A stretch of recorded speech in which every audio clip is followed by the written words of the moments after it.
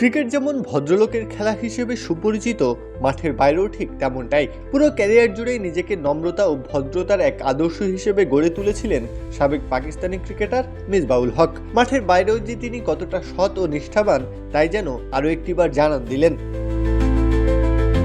পিএসএল-এর এবারের আসরে Peshawar জালমির batting coach হিসেবে নিযুক্ত হয়েছেন মিসবাহ। স্বাভাবিকভাবেই নিলামের দিন দলের টেবিলেই দেখা মেলে তার।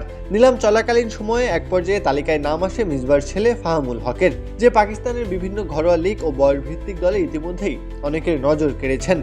তবে টি-20 ক্রিকেটে এখনও অতটা পরিপক্কতা দেখাতে পারেননি। সেই প্রেক্ষিতে কোনো ফ্র্যাঞ্চাইজি তার প্রতি আগ্রহ দেখায়নি। তবে সবাই ভেবেই নিয়েছিল মিসবাহ বোধহয় নিজের ছেলেকে দলে নেবেন। অন্য কোনো দল আগ্রহ না দেখালেও হয়তো বাবার কল্যাণে পিএসএল-এ জায়গা করে নেবেন ফাহাম।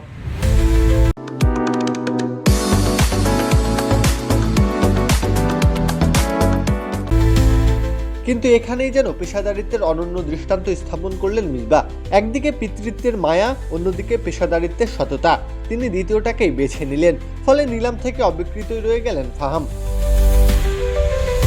স্বজনপ্রীতির এই যুগে, যেখানে নিজের ক্ষমতা ব্যবহার করে প্রিয়জনকে সুবিধা পাইয়ে দেওয়াটা এক অলিখিত নিয়ম হয়ে দাঁড়িয়েছে, সেখানে মিসবাহ দেখালেন কিভাবে আবেগকে যুক্তির নিচে রাখতে হয়।